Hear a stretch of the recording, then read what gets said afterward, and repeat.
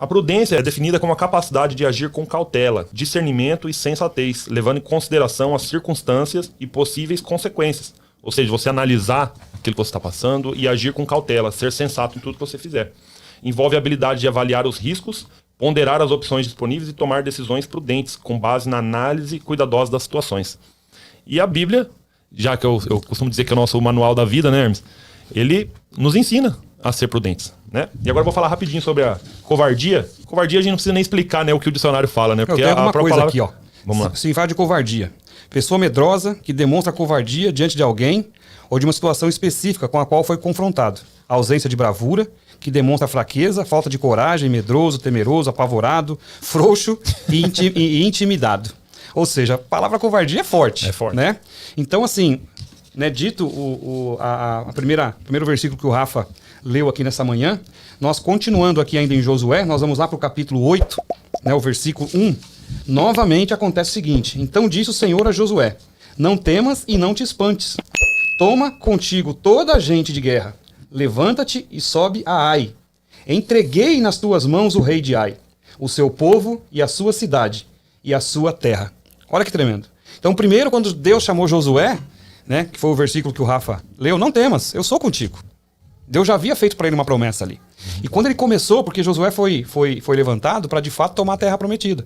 Né? Ele continuou aquilo que Moisés deixou. Né? E Deus foi preparando esse grande homem, fazendo dele um grande guerreiro, um grande líder, né? Uma pessoa que, no fim de toda a história, conquistou a terra prometida, mas ao decorrer da história de Josué, ele foi tendo outras conquistas, né? Conquistando novos territórios. E nessa situação aqui no capítulo 8, ele ia tomar a terra de Ai, né? E ali Deus falou para ele novamente, né? Não temas, né? E não te espantes, né? Toma contigo toda a gente e vai, porque eu sou contigo. Então, assim, muitas vezes nós nos deparamos com várias situações na nossa vida de covardia, de medo, né? de temor, e isso nos traz muitas vezes uma paralisia. O medo, ele paralisa, o medo, ele impede de nós avançarmos, o medo, ele impede de nós sairmos da nossa zona de conforto. Né? Porque muitas vezes é bom você estar ali onde você está e falar, tá bom isso aqui. Tô seguro. Eu tô seguro, eu já conquistei algumas coisas. Eu vou falar no nosso dia a dia de hoje. Eu já tenho a minha casinha, já tenho o meu carrinho, o meu salário tá me sustentando, eu vou ficar quietinho aqui, não vou mexer em nada mais não. E vamos seguindo, né? Só que o homem nasceu para avançar. Sim. Né? O homem nasceu para caminhar para frente. Em constante evolução, né? Constante evolução. O homem não nasceu para ficar estagnado, para conquistar alguma situação e ficar ali. Nós vemos isso, né, nos nossos antepassados. Nós pegarmos a história, né, do velho continente lá da Europa e do novo continente que é a América. Quantos desbravadores, né? Se nós estamos aqui hoje neste país abençoado, próspero, rico, tal, é porque alguém um dia teve coragem de sair lá da Europa e vir para cá, né? Num ano que era muito difícil navegação, né? Baixíssima tecnologia, não sabia o que encontrar, mas o medo deteve essas pessoas? Não. Eles falaram, eu tenho esse sonho e eu vou atrás dele. E obedecer a Deus é um ato de coragem. A gente precisa ser corajoso para obedecer a Deus, porque às vezes ele nos dá uma direção e nós temos que não podemos ser covardes, né? Porque às vezes são missões impossíveis, né? Aos nossos olhos, mas para Deus ele já está te dando a vitória. E Deus muitas vezes quer nos tirar dessa zona de conforto. Com certeza. Porque Deus sempre tem para nós grandes coisas. Né? Muito além daquilo que nós imaginamos. Muito mais daquilo que nós pensamos. Né? Então é isso que nós queremos trazer nessa manhã para você. É claro que a prudência não faz mal a ninguém, mas a covardia vai sempre te paralisar. Nós demos essa introdução aqui de Josué, mas eu queria também agora levar essa programação para Elias, a história de Elias, né? O grande profeta Elias. Né? Se nós pegarmos lá 1ª e 2ª Reis, conta, né, toda a trajetória do rei Elias. Quando ele começou o seu ministério, os feitos que Elias fez, né, o que ele causou naquele reinado, né, onde Acabe foi levantado como rei após a morte do seu pai. Ele foi o 7º rei naquela ocasião, né, o 7º rei de Israel, depois do seu pai. E Acabe até que era um rei bacana, até que era um rei bom, ele tinha boas intenções, tinha um bom coração, mas infelizmente, né, ele fez uma junção de interesses naquele momento, né, onde o pai de Jezabel, né, que era rei de uma outra cidade, foi até Acabe e propôs o casamento de Acabe com Jezabel. E a gente volta de novo aqui, Rafa, naqueles programas que a gente tem falado sobre a importância da aliança. Olha a importância da aliança. Né? Por isso que nós temos que ter prudência com quem nós fazemos aliança, com quem nós montamos parcerias, com quem nós firmamos sociedades. né? Com quem nós nos ajuntamos, quem nós trazemos para perto de nós e em quem nós confiamos. Porque Acabe tinha tudo para ser um grande rei, tinha tudo para governar bem Israel.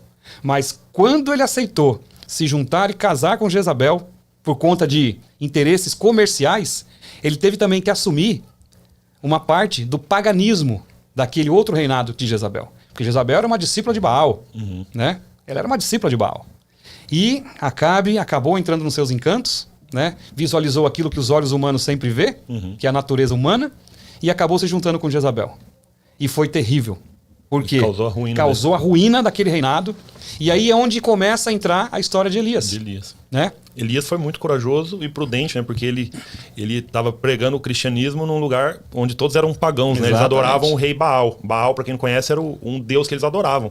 Né? E a Jezabel era que comandava tudo isso, né? Exatamente. E Jezabel ela era a cabeça dessa situação toda. Quando se juntou, quando de fato casou com Acabe, ela levou para aquele reinado, para aquele reino e para o palácio onde eles viviam, toda a sua comitiva. E nessa comitiva haviam os líderes, né? Os sacerdotes de Baal e todos aqueles que, né, invocavam aqueles demônios, faziam ali oferendas, faziam ali ofertas, né, para aquele Deus. E engraçado que era o Deus para eles era o Deus da fertilidade, era o Deus da prosperidade. E qual foi o primeiro feito de Elias? Declarar uma seca de 3 anos e meio sobre aquela terra. Uau. Ou seja, foi um confronto direto contra Baal. Porque se Baal era o Deus para eles da fertilidade, da prosperidade, tal, como que ia ficar sem chover 3 anos e meio? Ou seja, toda a produção de alimento, de gado e tudo mais iria para o buraco. Porque sem água, ninguém sobrevive. Né? Então, o primeiro feito de Elias foi declarar essa seca, né, de 3 anos e meio. E Jezabel já começou a ficar irada com tudo isso. Então, assim, nós temos que tomar muito cuidado com quem nós fazemos aliança. A gente vem falando sobre isso aqui. Né? Seja prudente nessa parte. Seja prudente, tenha sabedoria em quem você se junta para fazer negócio, em quem você se junta para se relacionar, como na parte de namoro, noivado e casamento. Toma cuidado com quem você vai se relacionar na sua vida profissional. Né? Porque muitas pessoas elas têm um coração muito bom, têm princípios, têm objetivos legais, mas dependendo com quem ela se junta, tudo isso cai por terra. Pode vir a ruína. Porque vai ser contaminado. Pode ser contaminado. E todo esse sonho que você plantou, todas essas ideias que você cultivou ao longo da sua vida, por uma má escolha, você pode perder tudo isso. E assim, ó, num piscar de olhos. Sim. Porque onde não está a luz de Deus, as trevas do inferno habitam. E onde está as trevas do inferno, não tem nenhuma probabilidade de ter sucesso. Às vezes o sucesso ele é até aparente. Né? Pô, tá dando certo aqui, mas uma hora tudo aquilo vai cair por terra. Tudo vai cair por terra. Ruína, isso é verdade. Tudo, porque onde não tem a presença de Deus, Rafa, onde não tem a presença de Deus, todos vocês estão nos ouvindo nessa manhã, não tem como algo prosperar, não tem como algo ser abençoado, não tem como algo dar certo, entendeu? Porque somente o poder, a graça, a misericórdia e a vontade de Deus é que prevalece. Sim. Tudo que acontece na nossa vida é porque Deus permite acontecer, é porque Deus determina que vai acontecer, mas muitas delas são escolhas nossas também. Sim. Nós somos os maiores culpados, muitas vezes, pelo nosso próprio fracasso. Porque nós fazemos alianças erradas, tomamos atitudes impensadas, buscamos coisas que não nos convêm, fazemos coisas que não buscamos orientação de Deus. Poxa, nós temos aqui a Bíblia, que é o nosso maior, né, é a nossa maior direção, é a nossa bússola, é a nossa receita para a vitória. Mas nós precisamos colocá-la em prática. Com certeza. Né? Busque, ore, procure pessoas que possam de fato te aconselhar. Né? Aquela coisa, né, que todo mundo fala, que a mãe, né, é o conselho da mãe, o conselho do pai. Poxa, quando um pai e uma mãe chamam a tua atenção, é porque ele quer o teu bem. Não é porque ele é velho, porque ele é quadrado, ele é ultrapassado. Né? Não, ele já viveu muitas coisas que nós não vivemos ainda. Sim. E aí ele vai nos orientar como pai e mãe, porque a gente tem falado sobre isso, a vida não nos ensina com o mesmo amor, não nos corrige com o mesmo amor que o pai e a mãe nos corrigem. Então que você tenha essa sabedoria, né? Faz uma busca aí na tua vida, procura entender, vê o que está dando certo, o que não está dando certo, e procura entender quem está ao seu redor, com quem você tem feito alianças, com quem você tem buscado conselhos, com quem você tem aberto seu coração. Sim, a Bíblia, eu sempre digo, né, é o nosso manual, o manual da vida, e nós como pais e mães, nós devemos também buscar nesse manual aqui como orientar nossos filhos, né? Porque às vezes a vida dos nossos pais, às vezes eles também estão só apenas com a visão de mundo aqui, né? Então, às vezes, eu, por exemplo, não tive pais cristãos, né, que seguiam a Bíblia. Lógico que eles sempre queriam me dar a educação e a sabedoria de acordo com a experiência, o que eles viveram na vida deles, né? Mas com certeza, se eles tivessem seguido a Bíblia, né, sobre a sabedoria que ela nos ensina, Com certeza eles poderiam ter me dado mais conselhos, né? Conselhos que poderiam, às vezes, evitar de que eu passasse por certas situações da minha vida. Então esse manual aqui é bom para nós pais, para os nossos filhos e para que nós possamos compartilhar ele. E é o que a gente está fazendo aqui hoje no nosso podcast, né? Então aqui na vida de Elias também, a gente vê a prudência que ele teve e a coragem, gente. Porque ele estava obedecendo a Deus, ele precisava ter coragem para poder confrontar tudo aquilo que eles estavam pregando naquela época, né? De adoração ao Deus Baal.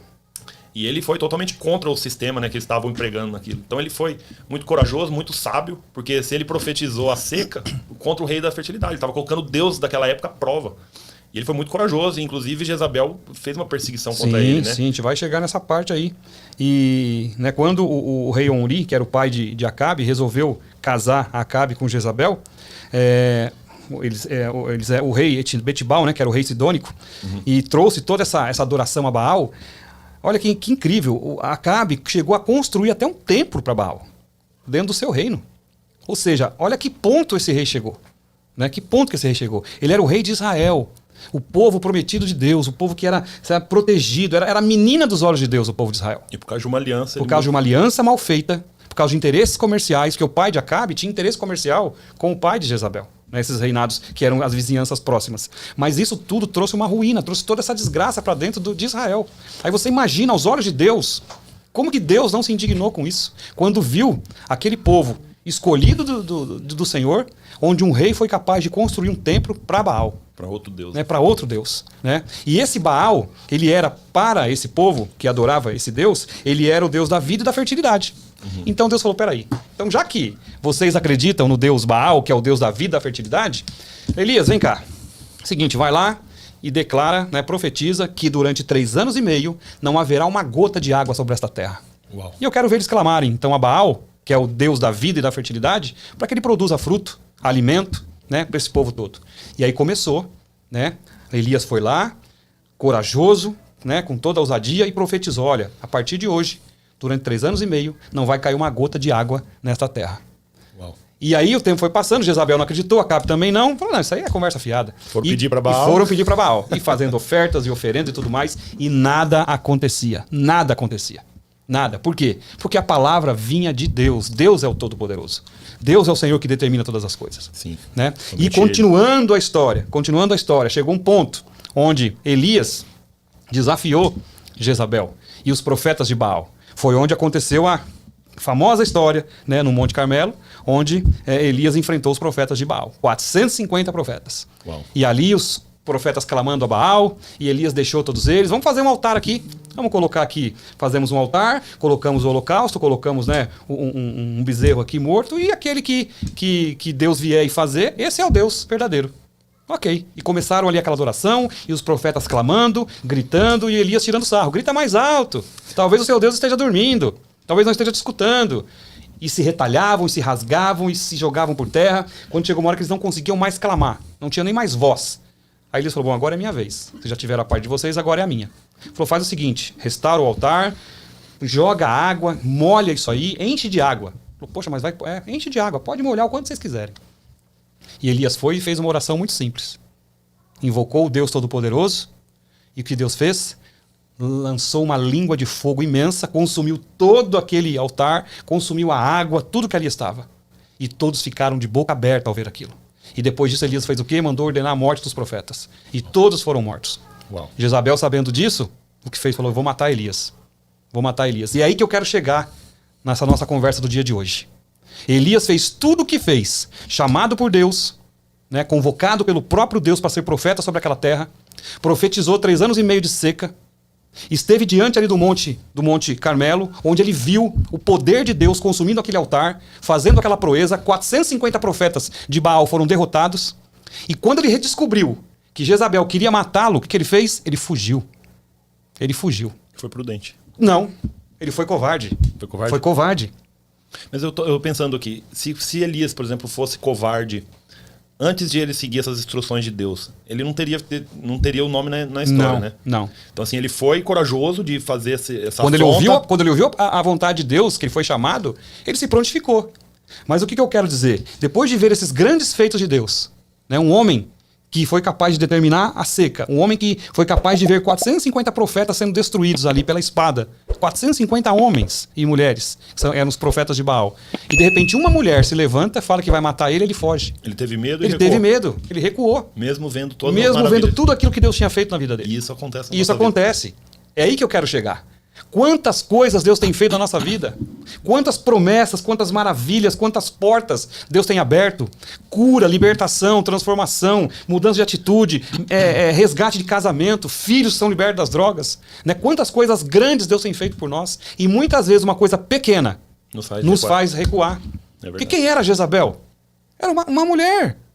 Uma mulher como outra qualquer. Simplesmente ela era rainha, ok. Mas eu quero dizer, diante de tudo que Elias viu e vivenciou com seus próprios olhos, né? Ele ainda assim teve medo de uma mulher. De uma palavra que ela lançou. Eu vou te matar. Eu vou te matar. Né? E ele fugiu para a caverna e lá ele se escondeu. Até o dia que Deus o visitou e falou, não, chega. Você vai voltar porque ainda tem muita coisa para você fazer.